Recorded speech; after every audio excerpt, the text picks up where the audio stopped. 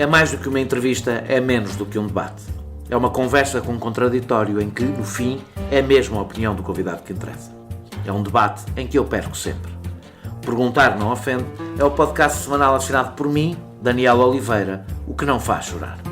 Quase sempre sobre política, às vezes sobre coisas realmente interessantes. Ouça e subscreva em qualquer aplicação iOS, Android, Mixcloud ou no SoundCloud. Vá a patreon.com/perguntar não ofende, conheça as vantagens de ser patrono e apoie financeiramente a produção deste projeto independente.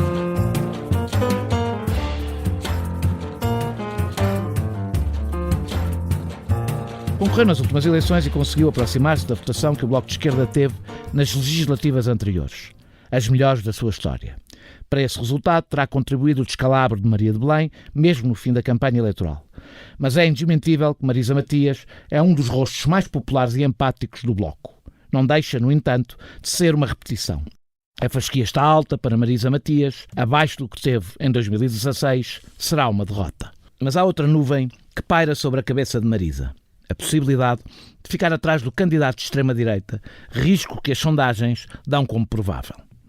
Ao avançarem com candidaturas próprias, Bloco de Esquerda e PCP dividem o voto à esquerda do PS e facilitam a vida a uma extrema-direita que tem como único concorrente forte, à direita, o próprio Presidente, que ficou colado ao PS com o apoio tácito de António Costa.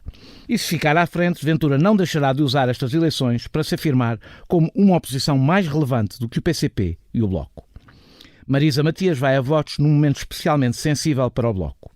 O seu partido enterrou definitivamente uma geringonça que já não fazia mais do que o tornar refém da chantagem de António Costa, sem que isso lhe desse qualquer poder de influência na governação. Mas este corte, que passou pelo primeiro voto contra o orçamento de Costa e a apresentação de uma proposta sobre o novo banco, pode ter deixado muitos eleitores descontentes. Eles viam com bons olhos a geringonça e olhavam para o Bloco como partido capaz de puxar o PS para a esquerda. Essa função parece ter desaparecido. Marisa Matias, como João Ferreira, contará com boa parte do voto partidário e pode ir buscar eleitores que, não querendo votar em Marcelo, não se revêem no estilo de Ana Gomes. Mas, numas eleições que são adversas para a esquerda, põe em perigo o seu futuro político. A fasquia dos 10% que teve nas últimas presidenciais é alta. Durante a próxima hora, tentaremos conhecer os argumentos de Marisa Matias para superar o resultado que já teve. Muito obrigado, Marisa Matias, por ter aceitado este meu convite. Obrigada. É a segunda vez que concorre às eleições presidenciais. Aliás, é a segunda vez também que a entrevisto. Isto não revela alguma escassez de caras novas no Bloco? Não, claro que não. Acho que há razões para a candidatura. Uma parte significativa é a minha vontade de ser candidata. Não acredito que sejam duas eleições que esgotam ou que mostrem uma repetição.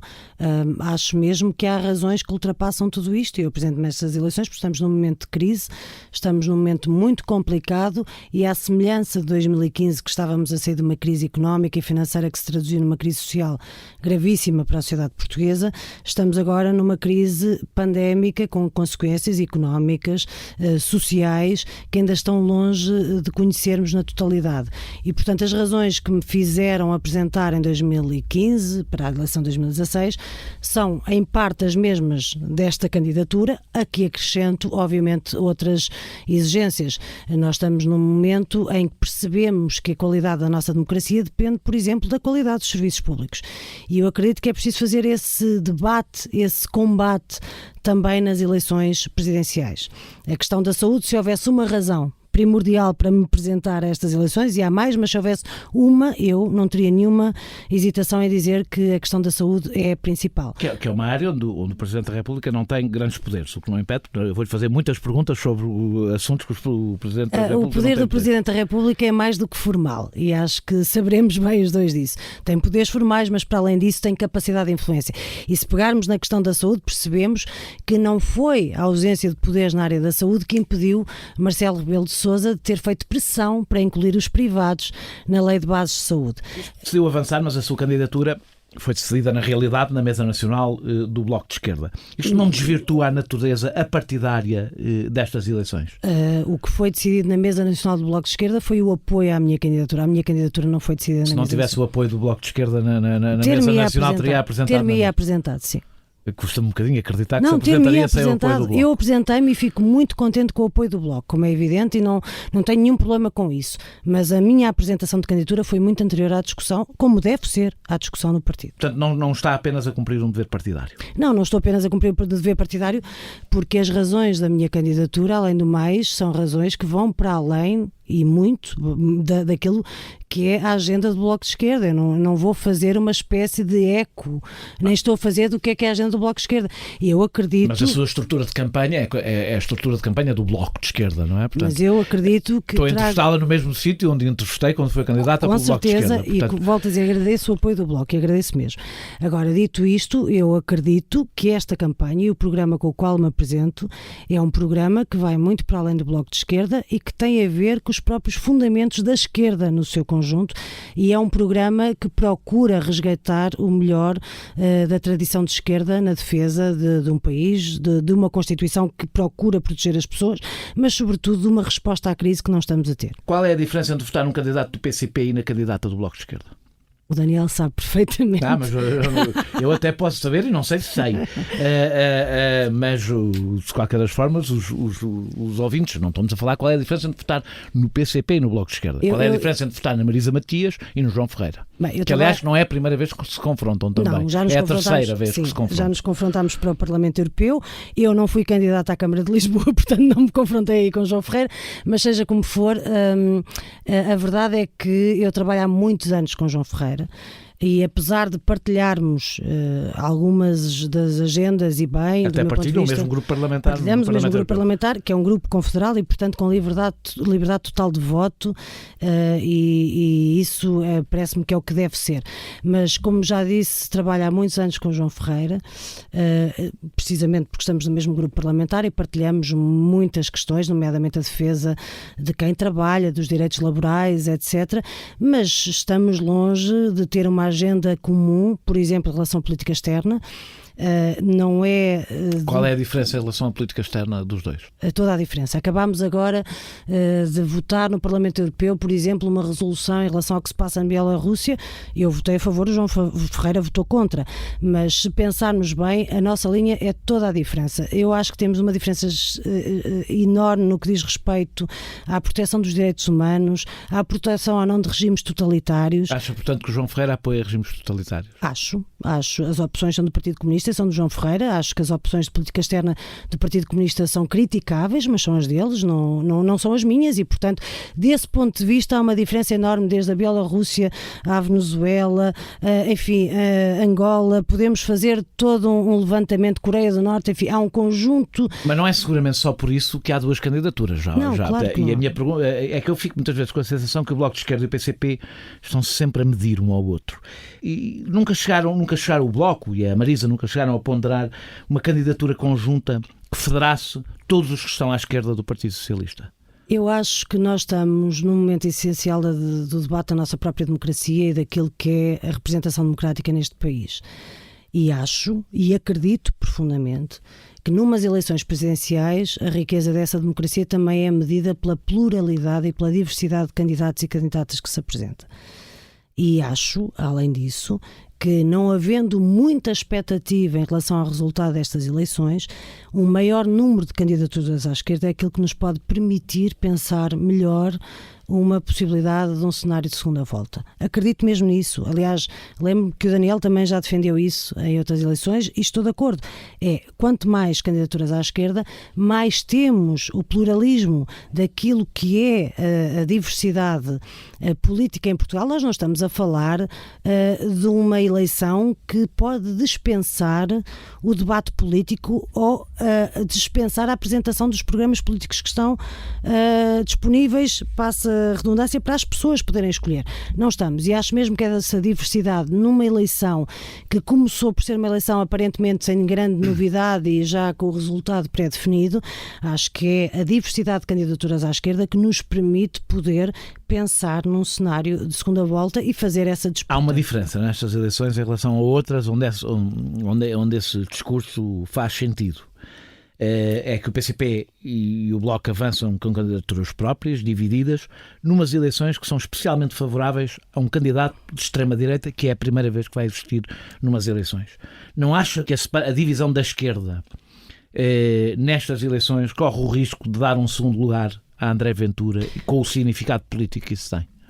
Antes de mais, nós ainda nem sequer entramos mesmo na campanha, ainda há muito terreno para fazer e falo por mim, mas no que depender de mim, André Ventura não ficará num lugar de destaque. Depende dos eleitores. Mas do que depender de mim e dos eleitores, obviamente os votos não são meus. O que eu estou a dizer é no sentido do que depender de mim é dar a luta política, não é o voto, não me vou apropriar do voto que não é meu. Não é isso que eu estou a dizer. O que eu estou a querer dizer é, para ficar à frente de André Ventura vai ter que conquistar votos a outro candidato de esquerda, não é provável que seja André Ventura. E portanto o que eu estou a dizer é se três candidaturas à esquerda não correm o risco de facilitar a vida a André Ventura. Não acredito nisso. Acho que a pluralidade de candidatos e candidatas à esquerda é, volto a dizer, uma riqueza da democracia. Eu veria a possibilidade de haver uma candidatura à esquerda que pudesse unir num cenário em que houvesse claramente alguma proposta que fosse consensual ao ponto de nem sequer se levantar questões. Eu acho que essa proposta não existe e não sei se está no seu subtexto ou não, mas se estiver a referir a Ana Gomes, eu gosto muito mesmo da Ana Gomes. Já lá vamos Ana Gomes. Mas gosto muito dela. Agora, acho que reconhecerá, como eu reconheço e toda a gente, que a Ana Gomes não é a candidata que reúne esse consenso. Então diga-me lá, porque é que a Ana Gomes pode receber... Então falou da Ana Gomes, eu dou aqui um salto. O que é que a Ana Gomes tem que Manel Alegre não tinha? Manel Alegre teve apoio do Bloco de Esquerda. A mim parece-me que a Ana Gomes até está mais próxima do Bloco de Esquerda do que estava Manel Alegre. Vamos colocar as coisas... E o cenário, apesar de tudo, até é mais perigoso para a esquerda do que era quando Manel Alegre teve o apoio do Bloco. Eu acho que podemos colocar as coisas no seu tempo próprio. Eu apresentei a minha candidatura antes de haver candidatura de João Ferreira e de Ana Gomes. Ana Gomes apresentou a sua candidatura porque entendeu que haveria um espaço para ela que não estava coberto pelas candidaturas menos que já se espaço do Partido Socialista, não é? Sim, mas por alguma razão Ana Gomes não tem o apoio do Partido Socialista, não tem o apoio formal, porque não reúne o consenso nem mesmo dentro do seu partido. Não reúne. Portanto, porque os outros vão apoiar o Marcelo. Com certeza, não é? Mas o que eu estou a dizer, ao não reunir o consenso do próprio partido, é normal que a gente pense que não existe neste momento, nestas eleições, a figura que possa criar esse consenso, essa ideia de unidade à esquerda. Não estamos nesse momento e, portanto, não estando nesse momento, eu acho que a melhor afronta que se pode fazer à extrema-direita é fazer a disputa política. Fazer a disputa política à esquerda com reforços é importante e é fundamental. Mas tem consciência que se André Ventura ficar à frente, não diga em segundo lugar, mas ficar à frente da Marisa Matias e do João Ferreira, ele vai usar essa vantagem sobre o Bloco e o PCP até às próximas legislativas. Não é um risco enorme? É um risco grande, mas se não fosse um risco também não seria um combate político para mim. Se fosse fácil não seria para mim. O que eu estou a dizer é que tudo o que fizermos daqui até 24 de janeiro, e o que eu sei é que em 24 de janeiro irei enfrentar o André Ventura, e o que eu sei é que tudo o que depender de mim no ponto de vista da confrontação política, da alternativa política, de uma alternativa de esquerda, André Ventura ficará atrás, e acho que é o esforço que todos os candidatos e candidatas e partidos democráticos deste país devem fazer, é combater André Ventura pela política. Que conclusão política tirará se ficar atrás do candidato de extrema-direita? Esse cenário não o coloco neste momento. Tem que colocar, não as sondagens colocam. Não? Eu sei, as sondagens colocam, mas o Daniel conhece muito bem o que eram as sondagens a respeito da minha candidatura em 2015, nesta altura do campeonato. Portanto, houve o descalabro de Maria de Belém. Está a contar com o descalabro de Ana Gomes? Não estou a contar com o descalabro de ninguém, sinceramente. O que eu estou a contar é com uma luta acérrima de defesa da democracia, dos serviços públicos e de confrontação política. Isso estou a contar. Foi a Manel Alegre, foi a única vez que o Bloco de Esquerda não apresentou um candidato próprio. Isso não revela um sectarismo que tanto criticam no PCP? Eu não percebo, mas parece uma contradição nos termos. O facto de apresentar foi a única vez. Portanto, todas as outras vezes o Bloco de Esquerda apresentou candidatos próprios. Fernando Rosas, Francisco Louçã, a Marisa, eu estava aqui a faltar provavelmente alguém, a Marisa duas vezes, portanto acho que não falta ninguém. Não falta. O que significa que o Bloco tem sempre a necessidade de apresentar um candidato próprio, as circunstâncias com exceção de uma vez. Uma vez que o Partido Socialista estava no poder. As circunstâncias políticas não se definem para sempre, nem em abstrato. Elas definem-se no concreto. Eu falo pela minha candidatura e posso lhe dizer quais são as razões pelas quais eu acho que é fundamental esta candidatura, e já disse. Uma delas tem a ver, já disse, comecei a dizer, não concluí, mas uma delas tem a ver precisamente com a questão da saúde. Nós estamos numa situação de pandemia, estamos numa altura em que não se cumpriu aquilo que era o desejo, desde logo de António Arnaud, de salvar o Serviço Nacional de Saúde, e precisamos de reforçar os serviços públicos. Eu acredito que a democracia em Portugal será tão forte quanto o forem os serviços públicos e, portanto, lutarei por isso. Acho que estamos com profissionais cansados, estamos com falta de recursos e nós precisamos dar essa resposta e de reforçar aquela que é uma das maiores conquistas da democracia em Portugal, que é o Serviço Nacional de Saúde. No dia em que nós tivermos uma situação, por exemplo, a possibilidade de poder sair desta pandemia com o Serviço Nacional de Saúde mais enfraquecido e uma maior hegemonia dos privados na saúde, estamos todos derrotados em relação àquilo que é uma defesa essencial da democracia em Portugal. Uma segunda questão tem a ver com o trabalho. O trabalho está fora do eixo da democracia neste momento. Não é só a questão da precariedade, mas a precariedade é um eixo fundamental, que em algum tempo foi se calhar uma questão dos jovens, mas agora já não é dos jovens. A precariedade atravessa todas as idades, todos os setores de atividade e nós precisamos de proteger o trabalho, porque sem trabalho não há liberdade e as pessoas não podem fazer as escolhas que precisam de fazer. E obviamente depois há outras questões que são questões estruturais da sociedade e que eu acho que ainda não vi em Portugal, honestamente, nenhum órgão de soberania e nem Presidente da República até este momento a abraçar aquilo que são questões estruturais da sociedade e que neste momento estão a ser trazidas numa espécie quase de revolução dos jovens, que são as questões relacionadas com a igualdade. E sim, essas questões são importantes, sejam as questões relacionadas com a igualdade de género, com os direitos LGBTI, com as questões do racismo. Isso são questões centrais e essenciais do eixo da nossa democracia e ao mesmo tempo as questões do clima. Há quase 30 anos que ando no ativismo climático e comecei a minha atividade política no sentido vasto, precisamente em movimentos de defesa do ambiente e de luta contra as alterações climáticas. E nós ainda não conseguimos ter ninguém que coloque estes eixos numa agenda estruturante e é fundamental que todos os órgãos de soberania assumam e o Presidente da República ou o Presidente da República também devem fazê-lo. E, portanto, estas são razões mais do que suficientes que eu creio que correspondem a um programa de esquerda, e volto a dizer, um programa que vai à essência do que é a esquerda e não necessariamente apenas para responder a uma agenda partidária. Mas como disse. E isso não permitiria uma convergência com o Partido Socialista para uma candidatura de esquerda contra Marcelo Rebelo de Sousa? O Partido Socialista decidiu muito antes sequer de eu apresentar a minha candidatura apoiar Marcelo Rebelo de Sousa. O Partido Socialista, propriamente dito, não apoia Marcelo Rebelo de Sousa. Sim, mas acho que não precisamos de mais sinais. Ficou espantada com a demissão do Partido Socialista nestas eleições? Fico espantada pela mesma razão que eu já disse, que acho que nós precisamos de ter toda a disponibilidade em democracia, de ter todos os programas e de ter todos os debates políticos, mesmo em eleições que à partida podem parecer que já têm um resultado pré-definido. Precisamos disso tudo e sobretudo por isso, para perceber que não é feijões que andamos aqui, é mesmo uma questão essencial das nossas vidas. E eu não vou discutir o que são as decisões internas do Partido Socialista, mas acho grave que o Partido Socialista não se apresente a jogo, sim. Hoje o diálogo com o Partido Socialista é mais difícil do que foi no passado.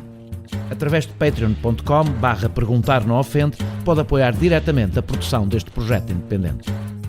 Repare, Ainda sem falarmos do orçamento, que já lá iremos, mas hoje o diálogo é mais difícil com o Partido Socialista do que já foi. Eu não tenho nenhum problema em dizê-lo e acho que as pessoas que me conhecem sabem.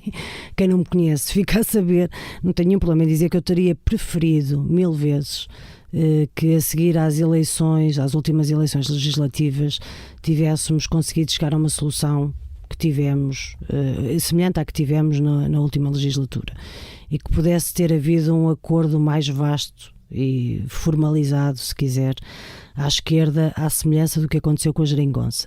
Isso não foi possível, em grande parte, por responsabilidade do Partido Socialista, que não quis formalizar esse acordo, mas já agora convenhamos que também da parte do Presidente da República não houve o mesmo empenho e na realidade deixou que o Partido Socialista fizesse esta opção que é mais ou menos de governar à peça e que só traz instabilidade. Eu acho que... Se fosse Presidente da República, teria exigido um acordo maioritário? Se fosse Presidente da República, eu acho que o país ganharia com mais estabilidade.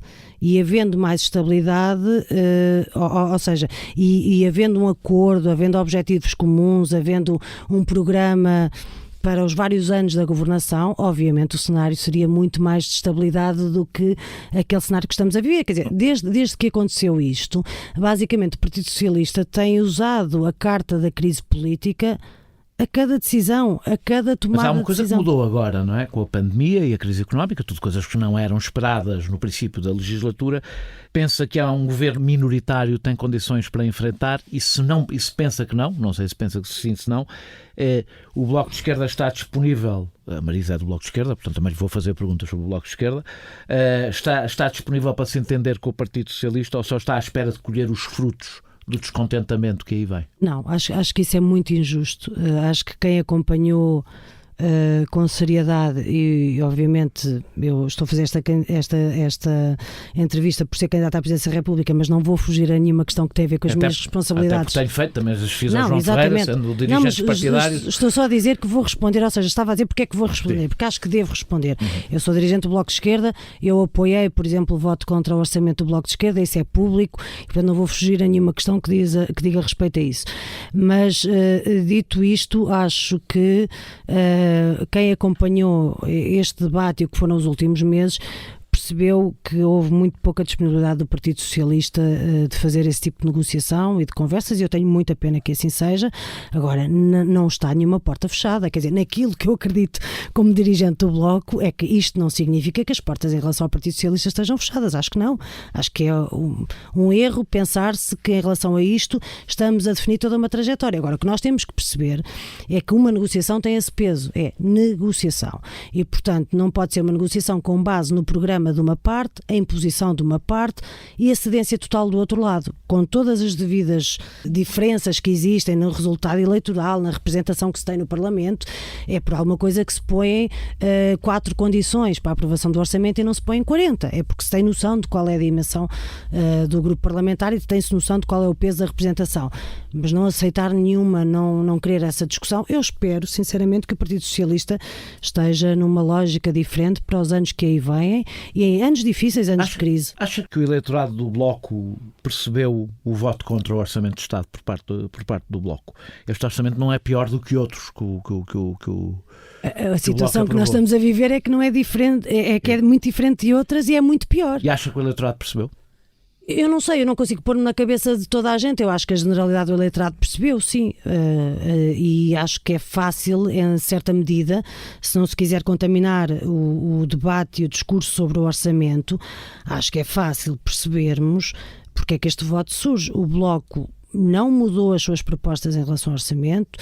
O Bloco apresentou sempre as mesmas, não apresentou novas propostas a cada semana, manteve-se fiel em relação às questões do Serviço Nacional de Saúde, maior investimento. Mas uma negociação é sempre um ponto de encontro e não é meio, porque o Partido Socialista tem mais peso do que o Bloco de Esquerda. Daniel, como pode perceber, estamos a falar de 4 exigências ou 4 conjuntos de exigências em muitas centenas delas. Portanto, a proporção das exigências em relação à representação do Bloco já está no número de propostas que são apresentadas. O Bloco não apresentou 500, apresentou 4, que foram muito ponderadas em relação às necessidades. Vamos ver, nós estamos a ver uma crise pandémica, volto a dizer, e estamos a viver uma crise em que nós precisamos mesmo de investir no Serviço Nacional de Saúde.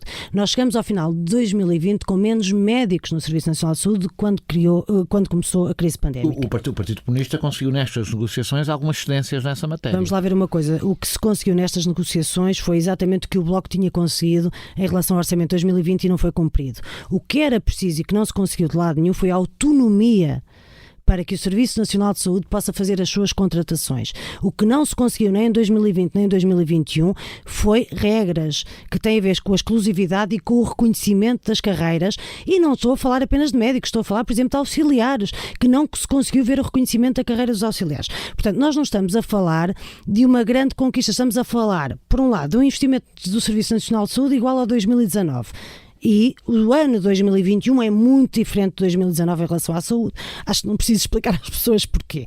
Infelizmente, pelas piores razões. E estamos a falar de uma regra para a contratação no Serviço Nacional de Saúde que, não havendo autonomia, não havendo capacidade de jogar com questões de exclusividade, não havendo capacidade para poder valorizar as carreiras do ponto de vista até mesmo salarial e com condições para que as pessoas possam deslocar, o risco que nós corremos em 2021 com este acordo que se conseguiu para o Orçamento de Estado é o mesmo que tivemos em 2020, ou seja, na teoria o Bloco conseguiu fazer esse acordo com o Partido Socialista e aprovou-se, mas na prática as contratações que ficaram explícitas no orçamento e que eram uma norma para cumprir, não foram feitas. É o PCP que é menos exigente que o Bloco de Esquerda, ou é o Bloco de Esquerda que se tornou mais intransigente do que o PCP? Não, eu não vou falar em nome do PCP, como podem imaginar. O que eu acho em relação a esta questão é muito simples. Nós estamos a discutir uma situação como nunca vivemos em Portugal, de uma crise que estamos longe ainda de saber as consequências. Já sabemos quais são os setores da população que estão a ser mais atacados e temos um orçamento que não responde nem ao Serviço Nacional de Saúde, que não responde nos apoios sociais, que ficam muito aquém das necessidades. Temos um orçamento que não responde nos apoios necessários às empresas, temos um orçamento que é insuficiente em quase tudo. Dito isto, havendo uma situação de emergência, estando nós numa situação em que nem sequer se pode dizer que é por causa de Bruxelas que temos que fazer estas coisas, porque as regras orçamentais estão suspensas. Portanto, como sabemos, estão suspensas até vir a fatura. Nós temos uma experiência nessa matéria. Mas o que sabemos agora é que estão suspensas.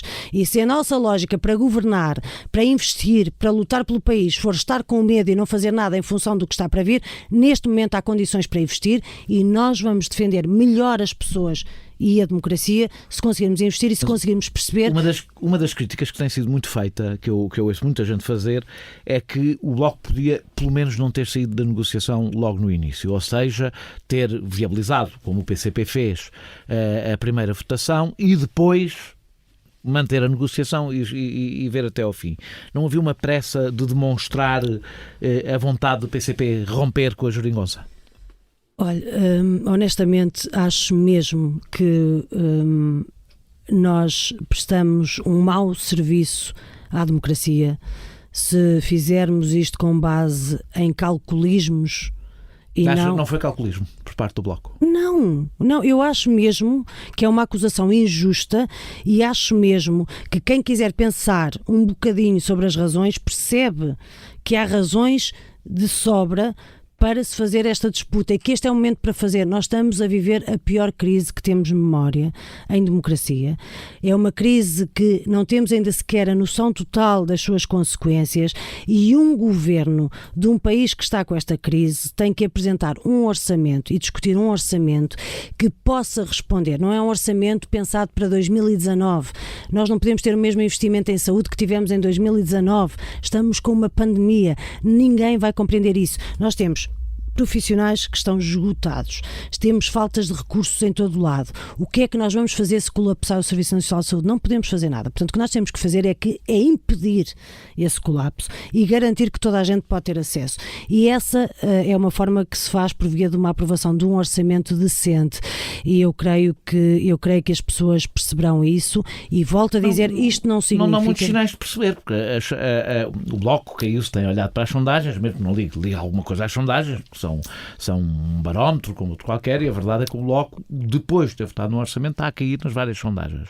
Eu creio que, infelizmente, com o tempo perceberemos que este orçamento é insuficiente. Acha que só que o tempo não virá antes das eleições presidenciais? Tem receio que esta decisão do Bloco afete os seus resultados eleitorais nas presidenciais? Não, as pessoas distinguem muito bem, fazem uma diferença muito grande entre o que são os diferentes órgãos de soberania, as eleições. Eu acho que essa coisa de se tratar tudo por igual, as pessoas até podem ter posições diferentes em relação ao orçamento e ter uma posição de apoio em relação às presidenciais ou vice-versa, ou não apoiar nas presidenciais e acharem que a posição do orçamento é que foi boa. Portanto, eu não acho nada que há esse problema. Acho que as pessoas distinguem muito, muito bem. Ninguém, obviamente, até por causa da sua trajetória enquanto presidente, mas ninguém cola Marcelo Rebelo de Sousa à posição do PSD sobre o orçamento. É diferente. O PSD não é um candidato, pode até ser apoiado pelo PSD, Eu disse que é diferente, mas seja como for o que eu estou a dizer, eu disse que era diferente antes de ter dito isto. O que eu estou a dizer, sendo diferente, o que eu acho é que, independentemente de qual é a família partidária de que fazemos parte, que integramos, aquela que nos apoia nas eleições, as pessoas fazem a distinção e percebem, e acho que perceberão, pela forma como estou a tentar fazer a apresentação e a fazer este debate, perceberão, e volto a dizer, que aquilo que fundamenta a minha campanha, o meu programa, a candidatura, esta candidatura, é na base aquilo que é o fundamento de uma candidatura de esquerda e que está para além da agenda do Bloco. Mas ainda vou ficar um bloco mais um bocadinho, depois ainda vou falar, vamos ter tempo. Acha que as pessoas compreenderiam, imaginando que o PCP teria a mesma posição que o Bloco, que houvesse um orçamento de duodécimos no meio de uma pandemia? O Bloco não escolheu o pior momento para enfrentar o Partido Socialista? O Bloco, ao contrário do Partido Comunista Português, o Bloco deu o apoio e a luz verde, se quiser, para que o Partido Socialista pudesse adaptar o seu orçamento em 2020 através de um orçamento retificativo. O Bloco votou de forma a viabilizar este orçamento, coisa que o Partido Comunista não fez, votou contra, e o Bloco permitiu isso porque havia medidas importantes e sentimos que não era o momento para não dar apoio a essas medidas. E também viabilizou o primeiro orçamento. Exatamente. Num orçamento onde não houve grandes cedências ao Bloco de Esquerda nessa negociação. Mas a questão... Mas a minha pergunta aqui é muito específica. Se acha... Portanto, mas, Daniel, eu estou a tentar responder... Se dependesse do Bloco, nós tínhamos entrado em duodécimo. Não é verdade. A questão é que as negociações fazem-se com várias partes e o Partido Socialista foi o primeiro que não quis geringonça, foi o segundo que não quis negociar com o Bloco de Esquerda. Agora, o que eu estava a tentar dizer para concluir o meu raciocínio é: o Bloco de Esquerda viabilizou a boa vontade do Governo em contratar profissionais para o Serviço Nacional de Saúde e por isso votou de maneira a viabilizar o Orçamento de 2020. Está a completar o seu raciocínio, mas não está a responder à pergunta que eu fiz. Mas juro-lhe que estou. A sério, desculpe. E por isso é que, não tendo funcionado essa norma, e já chega àquilo que me perguntou, não tendo funcionado essa norma em relação a 2020 e termos chegado ao fim do ano 2020 com menos profissionais, com menos médicos no Serviço Nacional de Saúde do que no início, em ano de pandemia, por isso é que isso não era suficiente, era preciso introduzir cláusulas. E eu acho que um governo responsável e que percebe que não está a conseguir cumprir os seus objetivos a esse respeito e que precisa de cumprir no sentido de garantir que há profissionais de saúde em todos os sítios do território, que o país tem que ser todo tratado por igual e há muitos sítios no interior que não têm médicos suficientes, o PS tinha que ter percebido que não pode oferecer para negociação a mesma fórmula que falhou em 2020. Tem que avançar qualquer coisa para garantir que, se quer mesmo contratar esses profissionais, terá que pôr a mais alguma coisinha no orçamento, nomeadamente autonomia, nomeadamente reconhecimento das carreiras, porque senão é uma coisa que se inscreve no orçamento, mas que não tem efeito nenhum. Desse ponto de vista, estando nós nesta crise, nós não podemos continuar a aceitar mais do mesmo quando aquilo que temos é muito mais grave. O Bloco votou sim a favor de todos os orçamentos, ou viabilizou todos os orçamentos, podendo não ter votado a favor, em que houve um aumento de financiamento para o Serviço Nacional de Saúde. Este não o tinha e por isso não votou a favor. Essa é uma questão essencial. É uma questão essencial de democracia de sociedade. Não é o Bloco que coloca, desse ponto de vista, o país numa situação ou numa iminência de crise política. Eu acho que quem não quis evitar a crise política permanente, ou quem não quis abdicar de ter a crise política como um argumento ou um trunfo para negociar peça a peça, foi o Governo. E lamento que tenha sido assim. Lembra-se do PEC 4? O Bloco tinha todas as razões para votar contra o PEC 4. Era um programa de austeridade que ia contra tudo o que o Bloco defendia. Votou contra o PEC 4 e sabe que passou para metade da votação. Mas não é a mesma coisa. A questão é se ouviram o que os eleitores na altura vos quiseram dizer quando tomaram essa decisão. Não é a mesma coisa, Daniel. Este orçamento não chega. O PEC 4 este também orçamento não é suficiente. Não é a mesma coisa, não estamos a falar da mesma coisa, nós estamos a falar de condições reais e concretas para defender a população e para defender este país, que não estamos sob pressão nenhuma de troika. E nessa altura eu gostava que fosse qual fosse o governo português que se tivesse levantado e tivesse enfrentado Bruxelas, e não o fez. A Grécia fez e sabemos como é que acabou. Não, Daniel. Não. Já tivemos essa conversa. Já tivemos essa conversa. Podemos voltar a ela, mas já tivemos essa conversa e agora, vamos ver uma coisa. Não houve. Olha, se quiser ver, é assim, chantagem É o que estão a fazer os países que não cumprem o Estado de Direito em relação a Bruxelas.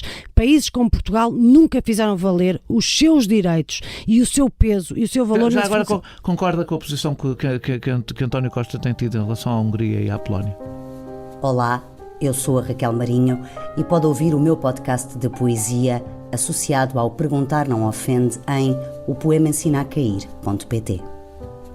Em relação à inclusão da cláusula do Estado de Direito no Fundo de Recuperação e no Orçamento, concordo, e posso explicar porquê. Muito rapidamente, isto não estava aqui no meu guião, mas já agora tenho curiosidade de saber. Mas não tenho nenhum problema em dizer isso. Concordo com António Costa porque eu acho que nós temos que perceber o que é que aconteceu aqui, e estou a falar do ponto de vista de alguém que, como eu, sempre votou a favor de ativar os artigos 7º e 2º, ou seja, os artigos relativos ao Estado de Direito contra a Hungria e contra a Polónia.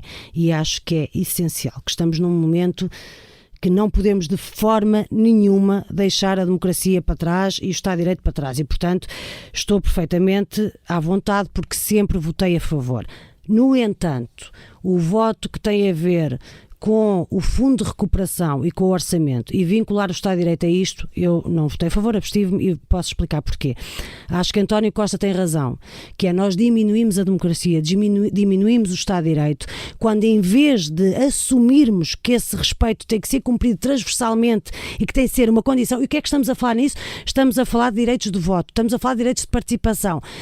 Isso sim é valorizar a democracia.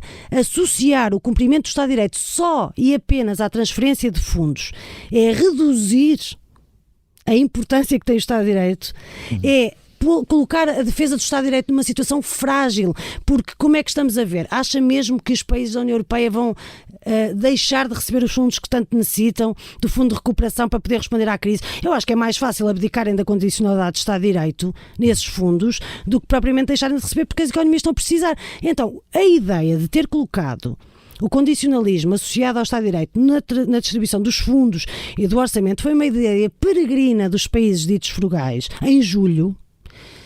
E essa ideia foi porquê? Porque eles, primeiro, se bem se recorda, o Fundo de Recuperação não tinha condicionalidade nenhuma a não ser ambiental. Depois os frugais quiseram colocar condicionalidade do ponto de vista da política orçamental, introduziram, mas depois não quiseram ficar sozinhos contra o Fundo de Recuperação e resolveram pôr também a condicionalidade associada ao Estado de Direito. E assim têm a esperança que, se não forem eles a chumbar por causa dos mecanismos orçamentais, é a Hungria e a Polónia por causa do Estado de Direito. Acha que foi um estratagema para boicotar o Claramente, mas claramente, eu acho que qualquer pessoa com o mínimo de atenção a ocupar este dossiê percebe que nós caímos todos na esparrela dos ditos países frugais. Mas deixe-me só dizer... Eu fiz mal em fazer-lhe uma pergunta sobre a Europa, porque agora não consigo dizer dela. Deixe-me só dizer-lhe para concluir a resposta. Portanto, eu concordo e acho que tem havido até alguma injustiça no tratamento em relação ao governo português e António Costa nesta matéria, porque tal como António Costa e o governo português, eu acho que o Estado de Direito não tem nada a ver com fundos estruturais. Ao mesmo tempo, não percebo como é que na reunião de julho, em que os países frugais introduziram isto, na reunião do Conselho, esta decisão foi aprovada por unanimidade, e pergunto-me porque é que António Costa na altura deixou passar. Mas em relação àquilo que tem defendido agora, acho que é justo.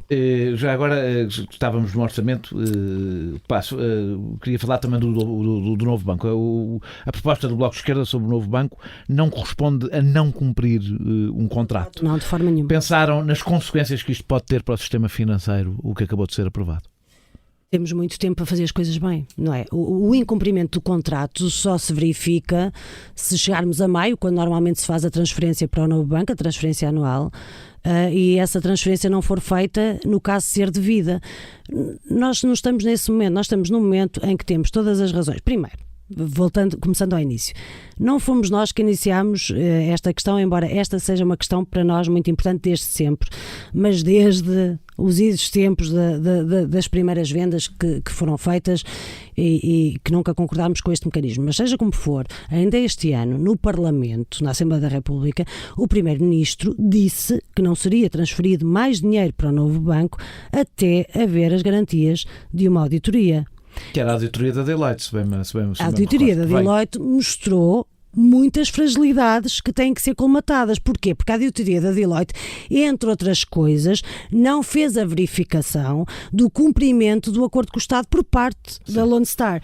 E, portanto, obviamente, o que nós estamos a ser é consequentes com uma exigência de democracia.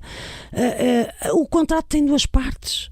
Não é só o Estado português que está obrigado a fazer as transferências todas. Nós precisamos de saber. Eu não gosto de utilizar o argumento da Tina, não é? There is no alternative. Mas a verdade é que o problema dos bancos ficarmos com um problema em que não há solução, em que se o banco em que se nós incumprimos, se passa a haver um problema de solubilidade no banco, pode mesmo acontecer, de repente temos uma nova crise financeira no sistema bancário português. Mas é tão simples como pedirmos uma coisa muito básica, que é: toda a gente está tão atenta e quer tanto fazer o escrutínio de qual é o cumprimento do Estado português em relação aos compromissos com o novo banco. Acho que é justo que a gente saiba se os compromissos do novo banco em relação ao Estado português estão a ser cumpridos ou não. Se estão ou não estão a fazer manobras financeiras para receber o mais rapidamente possível aquilo que está previsto que o Estado português... Já se sabia que eles iam ficar com as garantias todas, toda a gente sabia desde o princípio. Obviamente, ninguém achava que eles iam ter uma situação em que não iam aproveitar as garantias até ao fim. A questão é se estão a fazer do ponto de vista regular ou não, como é que estão a fazer, se estão a vender bens ao desbarato ou não, se estão a subavaliar capital que tenham para poder receber esse dinheiro mais barato, e isso tudo estamos a falar de um rompimento de contratos. Foi isso que está a acontecer. Se não for, o Estado cumpre. Não se sente mas mal, se for...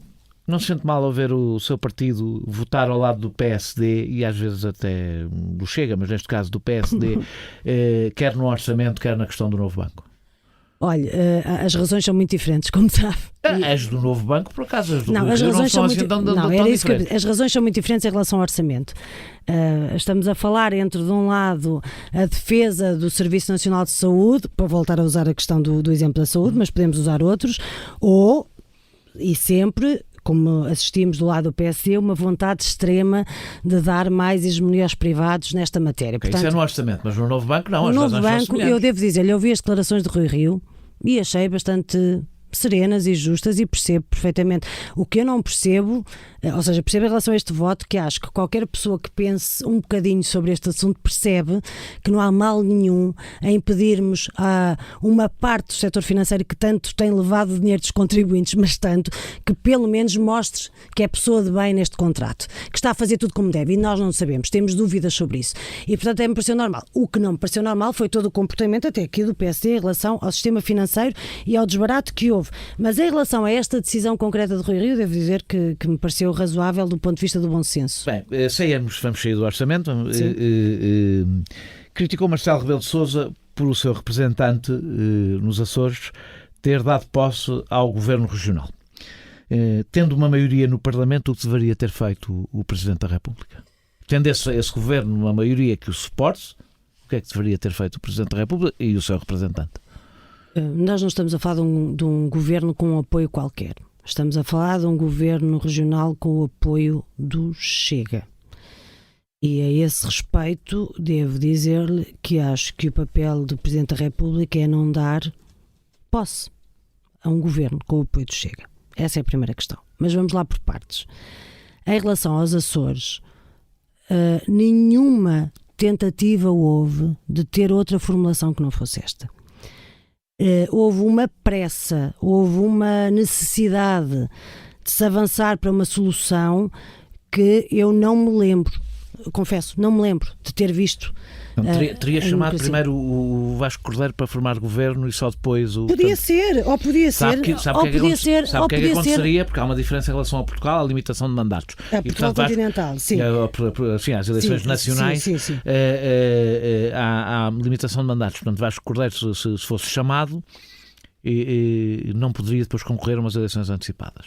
Mas vamos lá ver uma coisa, independentemente de Vasco Cordeiro, fosse quem fosse, tanto se podia ter chamado, eu não tenho nenhum problema de fundo, nem acho que se devia chamar o partido mais votado ou o segundo mais votado. O que eu acho que é preciso arranjar é uma solução de estabilidade governativa e que tenha um apoio parlamentar. Essa é que é a questão. Nenhum dos outros partidos que não foi envolvido no acordo sequer foi informado que havia a hipótese de estar a formar um acordo com o Chega. Eu acredito também que se houvesse essa informação para os outros partidos, provavelmente podíamos ter chegado a outra solução e a viabilizações até de um governo minoritário. Começou-se a falar do Chega no próprio dia das eleições, quando as pessoas começaram a fazer as contas. Mas, Daniel, sabe tão bem como eu que o acordo foi a última coisa a conhecer. Sabe que foi secreto, sabe que não se sabia os termos, sabe tudo isso como eu sei. E, portanto, esse ponto de vista... O problema não é o acordo, o problema é contar com o Chega. Claro. E isso já sabia. O que me leva a fazer-lhe uma pergunta: se for eleita Presidente da República, não dará posse a nenhum governo que tenha o apoio do Chega? Mesmo que o Chega não participe nesse governo? Não. Percebe que isso é mais ou menos o que Cavaco Silva tentou fazer com a Geringonça, pondo as suas convicções à frente da normalidade constitucional? Não. Eu acho que faz parte da nossa obrigação democrática, da nossa obrigação de partidos de esquerda e de direita, sejam eles quais forem, em primeiro lugar, se forem democráticos, evitar um cenário em que se possa colocar essa solução ou essa situação. Mas o Chega foi um partido legalizado pelo Tribunal Constitucional. Também vamos já lá a seguir. Eu posso lhe fazer essa pergunta, mas já lá vou. Primeiro, sim, vamos a foi esta um partido questão. que foi legalizado pelo Tribunal Constitucional. Sim, tem existência constitucional, tem deputados que podem construir maiorias. Não é o Presidente da República que escolhe quem pode fazer e não pode fazer maiorias. Lembra-se do que o Cavaco Silva tentou fazer com a Geringonça, considerando que o Bloco de Esquerda e o PCP não deviam poder apoiar uma maioria por causa da NATO, por causa da... não interessa quais eram as razões, a União Europeia, etc. Esse é o argumento que é muitas vezes utilizado. Mas eu não estou a fazer um paralelo entre o Bloco de Esquerda e o PCP e o Chega, mas esse argumento tem sido muito utilizado. Estou a dizer é que o que está a dizer é que as suas convicções enquanto Presidente da República valem mais do que a Constituição. Não. E a verdade é que o Chega tem... O Tribunal Constitucional legalizou o Chega, portanto considerou que ele não fere a Constituição da República. Vamos lá ver uma coisa. O Tribunal Constitucional legalizou o Chega e legalizar ou não legalizar é um papel do Tribunal Constitucional, não é de mais ninguém, e ainda bem. Ao mesmo tempo, não nos podemos esquecer que em relação à legalização do Chega ainda está em curso uma investigação do Ministério Público e vamos lá ver se houve ou não... não é? Sim, que não suspende essa legalização. Não suspende, mas eu espero, com alguma expectativa, passa a redundância, espero saber os resultados dessa investigação e perceber quais são as conclusões que vamos a chegar, se houve ou não fraude na Constituição do Chega. Portanto, essa é uma parte. Em segundo lugar, o processo de legalização de partidos em Portugal é muito exigente e ainda bem que o é. Eu sou favorável a isso. Eu acho que o processo de legalização é muito exigente, é bom que o seja, porque também em democracia é pela forma como nós protegemos os nossos amigos políticos, nós mostramos o nosso apego ou não à democracia. E, portanto, o nosso apego à democracia, neste caso, é também demonstrado e muito pela forma como tratamos os nossos amigos políticos. Defende como a Ana Gomes defendeu neste podcast, defende a ilegalização do Chega? Não. E por isso é que ou seja, o que eu acho é que eu não afasto a questão de que poderemos lá chegar. Podemos lá chegar. Aliás, o que não tem faltado é o André Ventura... Podemos chegar, na realidade, com qualquer partido, desde que ele começa a violar a Constituição. Sim, não é? Mas eu acho que o Chega, podemos lá chegar e podemos estar na iminência de lá chegar em algum momento e termos que discutir a sério, até mesmo porque o André Ventura se coloca nesse papel. O André Ventura faz todas as provocações e mais alguma porque quer esse debate. Ele quer fazer esse debate e quer colocar-se na posição de vítima. Não é vítima, é um agressor da democracia. E, portanto, no momento em que André Ventura vem defender campos de concentração, mas depois afinal era só uma figura de estilo. Ou vem dizer a uma deputada eleita democraticamente no Parlamento Nacional que deve ir para a sua terra 2 vezes, como fez com Joacine Coatar Moreira. E depois diz que afinal não era bem isso, ou se calhar era bem isso, e depois repete outra vez. Quer dizer, o André Ventura está sistematicamente a tentar que alguém faça esse jogo. Volto a dizer, a questão da ilegalização de partidos em Portugal é muito exigente e ainda bem. Mas eu não coloco de parte, portanto, se me colocar diretamente eu digo-lhe que não, a pergunta que me fez, mas eu que não coloco de parte que a gente mais cedo ou mais tarde se calhar tenha que debater mesmo isso. Mas ainda sob a posse. Agora, essa é uma função do Tribunal Constitucional, não é... Mas ainda pode defender uma coisa, sim, pode defender que o Tribunal Constitucional faça qualquer coisa. E até pode haver uma recomendação do Presidente a esse respeito, não é isso que eu estou a dizer. Mas estou a dizer... Sobre dar posse, imagino que o Chega, e as sondagens indicam que a direita só consegue maioria com o Chega. Não está a prometer um bloqueio constitucional à formação de uma maioria de direita, dizendo que não tomará posse. Uma coisa é serem os próprios partidos de direita dizerem nós não nos entendemos com o Chega, nem queremos conversar com o Chega, coisa que seria uma excelente notícia. Outra coisa é ser o Presidente da República a substituir-se a eles próprios. O Presidente não se pode substituir nem ao Parlamento, nem se pode substituir aos partidos, mas pode e deve exercer a sua possibilidade, a sua capacidade de influência para encontrar soluções que sejam soluções democráticas, que sejam soluções que não firam a Constituição. E não estamos a falar como Cavaco Silva, porque achava que o Partido Comunista ou o Bloco de Esquerda não estavam dentro do arco constitucional. O Partido Comunista e o Bloco de Esquerda estão dentro do arco constitucional.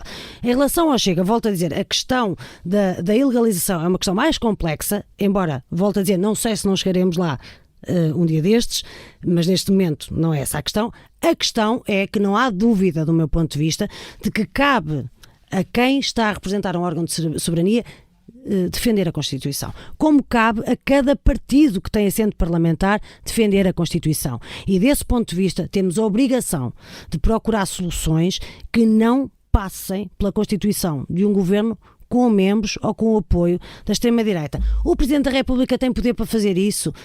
Não se vai substituir, nem pode, mas tem que exercer a sua influência. Eu lembro-me.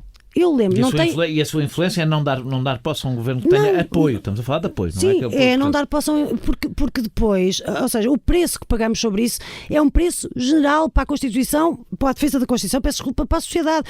Por muito menos, obviamente não teve a ver com impedir a participação no governo ou não, mas eu acho que a gente às vezes esquece das coisas que acontecem neste país, porque por muito menos nós tivemos em Portugal um Presidente da República, neste caso Jorge Sampaio, a recusar a nomeação de Paulo Portas como Ministro dos Negócios Estrangeiros por causa das suas posições políticas de Paulo Portas no governo de Durão Barroso.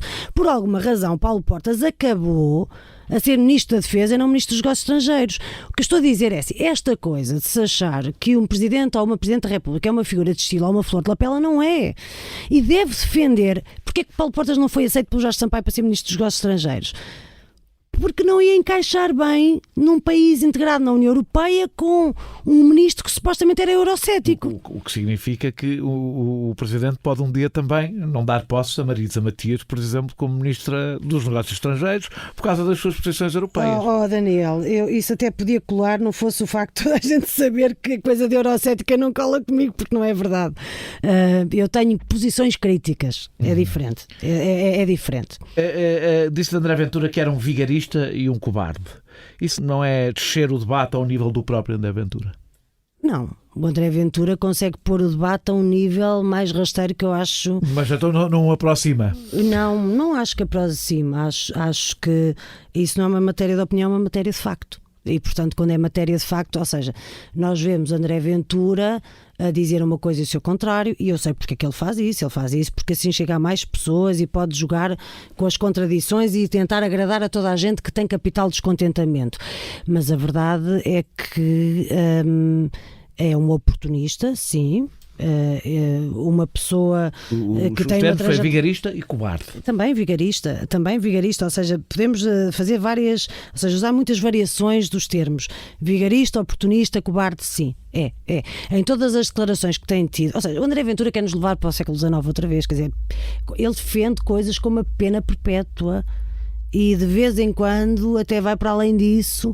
Nós estamos a falar de uma coisa que foi abolida de Portugal no século XIX. Nós temos que ter políticas para agora, não é para recuar 2 séculos em termos da defesa dos direitos. E acho mesmo que, e volto a dizer, que isso é uma questão de avaliação factual daquilo que tem sido as posições de André Ventura. Agora mudando completamente de assunto, que balanço faz da gestão que o Governo tem feito, e já não estou a falar do orçamento, sim, faz da gestão que o Governo tem feito desta crise pandémica? Eu acho que nós... Portanto, eu não estou a falar do reforço do Serviço Nacional de Saúde, do futuro, estou a falar da gestão desta crise. Até este momento. Eu acho que nós tivemos todos e todas uma situação que não havia ninguém que pudesse fazer milagres, nem muito menos antecipar soluções que não se sabia, porque não sabíamos exatamente qual era o problema, a dimensão do problema, como é que se podia evitar. Portanto, estamos em movimento permanente em relação a uma crise pandémica que vamos conhecendo mais sobre ela a cada dia que passa. E numa primeira fase, acho que o Governo esteve bem, do ponto de vista, sobretudo, das medidas sanitárias e da forma como procurou responder. Se me perguntar da proteção de quem trabalha, de precários, etc., já terei um entendimento diferente, que acho que não estamos a ter as medidas que respondam às necessidades das pessoas. Mas do ponto de vista da gestão da crise pandémica na sua dimensão sanitária, chamemos-lhe assim, de saúde pública, eu acho que o Governo foi fazendo o que podia com o que sabia. Não sei se não terá havido algum descuido já em relação à segunda vaga. Mas é porque a segunda... Também é fácil dizer, e também é mais fácil dizer, porque na primeira vaga confinar é fácil, ou seja, claro, e a economia, o tudo ou nada. A partir do momento em que já se tem que começar a gerir mais coisas, como a situação económica, está-se mais exposto à crítica. Sim, não? Com certeza, mas eu disse não sei se, e não é uma força de expressão, não sei se não terá havido algum maior relaxamento em relação à segunda vaga, é porque não sei se foi tudo posto em prática que era possível de pôr do ponto de vista da proteção da saúde pública. Volto a dizer que é esse o meu eixo.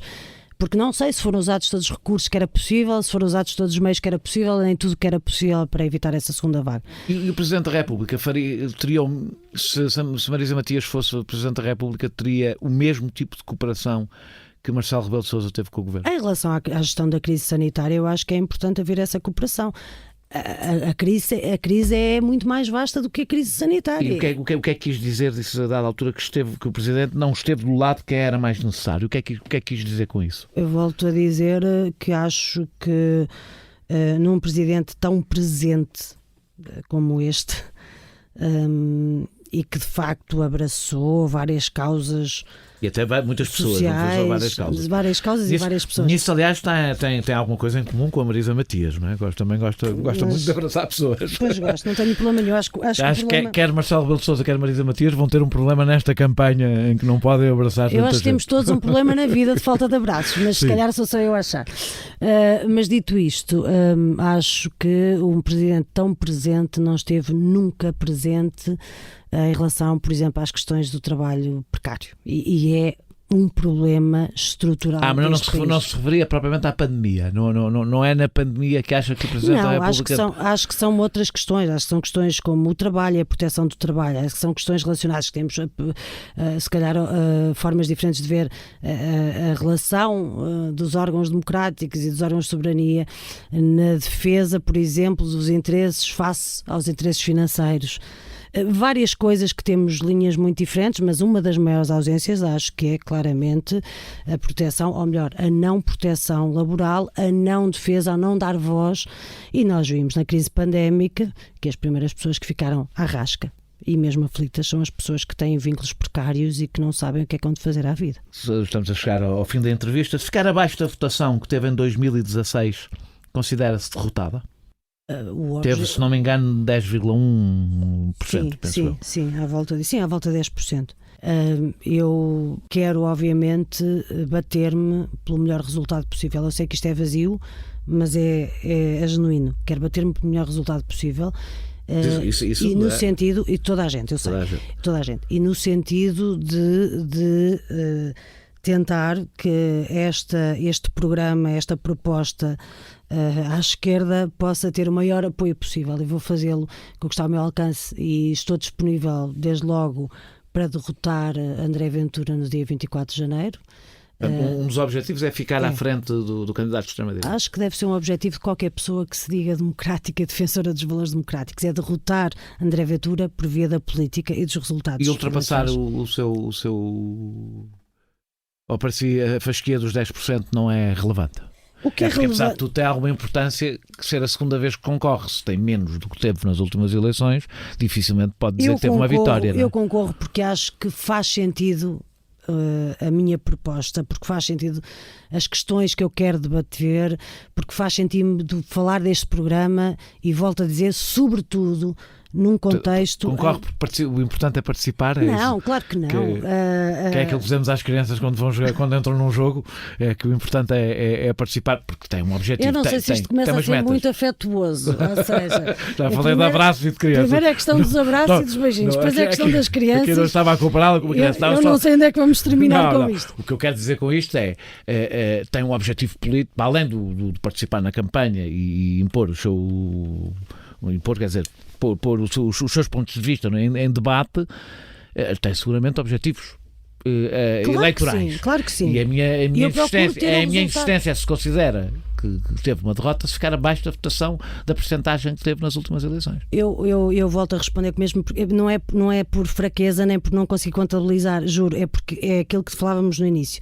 Os votos não são meus, eu tenho muita dificuldade em definir objetivos. Eu vou procurar ter melhor resultado, com certeza, mas na verdade acho muito importante percebermos que está tudo em aberto e, portanto, quando nós começamos, se a fasquia é muito alta é porque é muito alta, se é muito baixa é porque é muito baixa.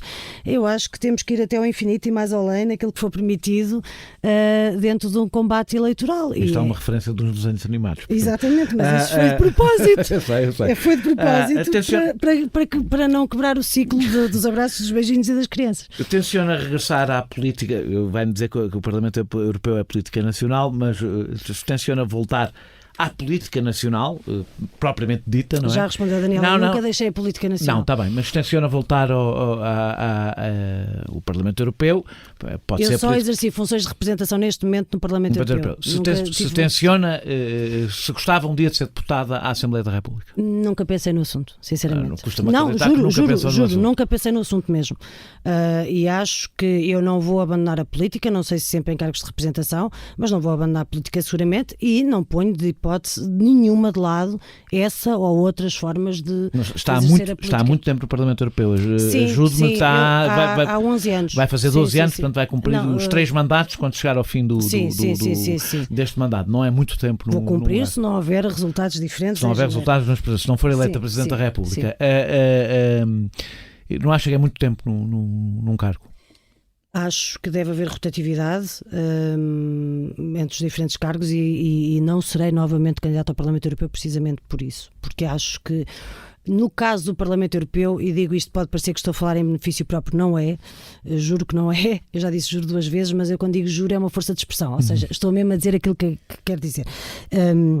Não é, porque eu sempre achei que 2 mandatos são mais do que suficientes para as pessoas poderem exercer. E fez 3. Porque no Parlamento Europeu o tempo de aprendizagem e o espaço da tomada de decisão não tem nada a ver com a política nacional. Se não tenciona continuar no Parlamento Europeu, depois logo vejo. Depois logo vê. Não gostava de ser deputada à Assembleia da República. É uma experiência que nunca teve. Não sei ainda. Como sabe, é um grau de exposição maior, não é? Sim, mas não sei ainda. Vamos agora às presidenciais e depois logo se vê o resto, mas não sei ainda, sinceramente. Muito obrigado, Marisa Matias, por ter aceitado este meu convite. Nós regressamos proximamente, não sabemos ainda se com candidato ou se com outro convidado. Este episódio teve a produção de João Martins, pesquisa de Filipe Avala, música de Mário Lajinha e ilustração de Vera Tavares.